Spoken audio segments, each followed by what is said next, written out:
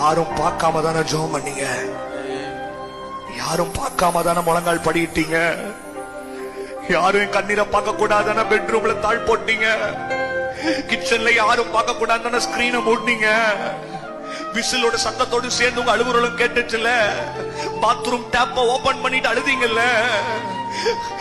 சத்தத்தை யாரும் கேட்க கூடாது தலகாணிய பொத்திட்டு அழுது இருக்கிறீங்கல்ல, வாசப்படியில் உங்க கணவனை அனுப்பி விட்டுட்டு மறுபடியும் திரும்பி தாழ் போட்டு வந்து அழுது இருக்கிறீங்கல்ல. நிறைய ஆண்கள் நம்மள வாகனத்துல போகும்போது வீட்டை விட்டு தூரமா இருக்கும் போது மனசுக்குள்ள எப்படி ஃபீஸ் கட்ட போறேன், எப்படி என் குடும்பத்தை கரை சேர்த்த போறேன், எப்படி கேவலப்படுத்தின வாசலுக்குள்ள அந்த கல்யாணத்துல கேவலப்படுத்தினாங்க, அந்த காதவுத்துல கேவலப்படுத்தினாங்க, என் சபைக்குள்ளேயும் கேவலப்படுத்தினாங்க, எப்படி எங்கெல்லாம் உயர்ந்து காட்ட போறேன்னு யாருக்கும் தெரியாம தான் இருந்தீங்க. தெரியாத உங்களை இயேசு அறிந்தபடியால் எல்லாரும் அறிந்த கர்த்தரான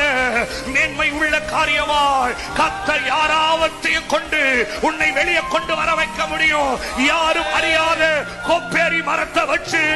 ஒரு ஊரையே காப்பாற்ற முடியும்னா, யாரும் அறியாம ஜெபிச்ச உன் ஜெபம், யாரும் அறியாம வடித்த உன் கண்ணீரை இயேசு வெளியே கொண்டு வந்து முத்திரை மோதிரமா